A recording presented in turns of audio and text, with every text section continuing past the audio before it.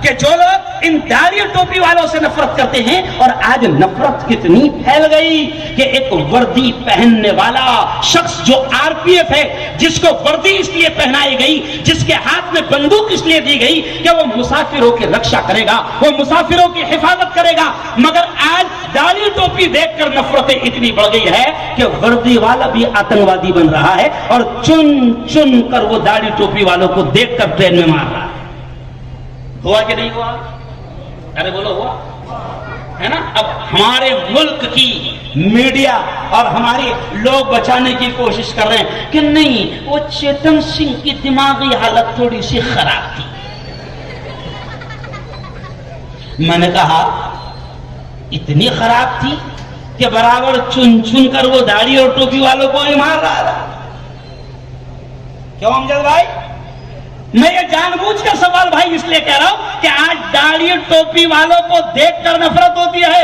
और सुनो यारो, ये दाढ़ी टोपी वाले ही वो है, अब जुमला मैं पलट रहा हूं, ये दाढ़ी टोपी वाले ही वो है कि इनको देखकर अंग्रेजों को भी नफरत होती थी, और आज अंग्रेजों की औलादों को भी इनको देखकर नफरत हो रही है।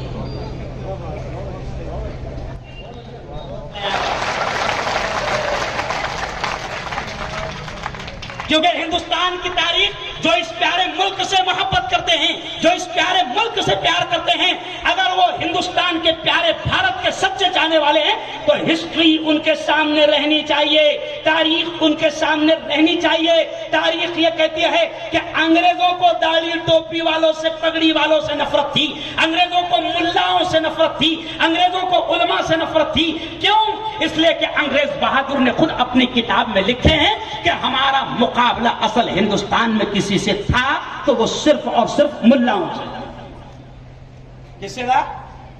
मुल्लाओं से था। तो भैया हमको देख के नफरत अंग्रेजों को होती थी, तो जिनका डीएनए में अंग्रेज का हुआ डीएनए, उनको हमको देखकर नफरत होगी। क्लियर बात है भैया, ये एकदम खानदेशी बात हो रही है। अब आओ, चलो आओ, अंग्रेजों को उलमा से क्यों नफरत थी? मैं सादे अंदाज में कह रहा हूं क्योंकि आपका उन्वान है जंगे आजादी में उलमा का किरदार, तो मैं बिल्कुल सादे अंदाज में कह रहा हूं कि अंग्रेजों को इसलिए नफरत थी क्योंकि अंग्रेजों के खिलाफ जिहाद का फतवा अगर किसी ने दिया, अंग्रेजों को यहां से मारो, भगाओ, लड़ो, जिहाद करो, मुल्क को आजाद कराओ, तो ये फतवा किसने दिया था? इंजीनियर साहब। अरे बोलो ना यार, फतवा इंजीनियर देता क्या? कि डॉक्टर साहब ने दिया था फतवा? अल्लामा फजल हक खैराबादी फतवा देते हैं कि अब अंग्रेजों को मारना सवाल है, जिहाद करना जरूरी है। फिर आगे चलकर अब्दुल अजीज शाह, अब्दुल अजीज मुहद्दिस दहलवी फतवा देते हैं कि अंग्रेजों को मारना जरूरी है। तो अब अंग्रेजों को यह समझ में आ गया था, जुमला समझना कि अंग्रेजों को यह समझ में आ गया था कि यह कौम इनके मुल्लाओं को बहुत मानती है, और इनके मुल्ला ने अगर ये कह दिया कि अंग्रेजों को मारना सवाब है, तो ढूंढ ढूंढ के मारेंगे। समझ गया? मैं बहुत सादे अंदाज में कह रहा हूं कि उलमाए हिंद का सबसे बड़ा रोल और सबसे बड़ा किरदार शफात भाई यही रहा है। पापा सर, उलमा का किरदार मौलाना शकील साहब यही रहा कि उलमाए किराम ने फतवा दे दिया था कि ये मुल्क अब अंग्रेजों के कब्जे में जा चुका है, और अंग्रेज, नापाक अंग्रेज इस मुल्क पर पूरी तरीके से पंजा गाड़ना चाहते हैं। अंग्रेजों की नापाक नीयत को उलमा ने भाप लिया था, और अल्लामा फजल हक खैराबादी ने फतवा दे दिया था कि अंग्रेजों से अब जिहाद फर्ज हो गया।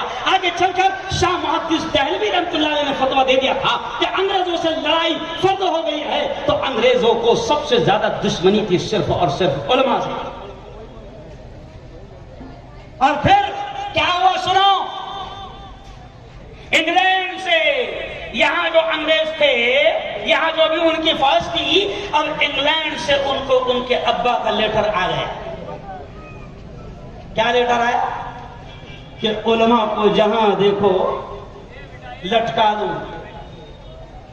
उलमा को जहां देखो लटका दो।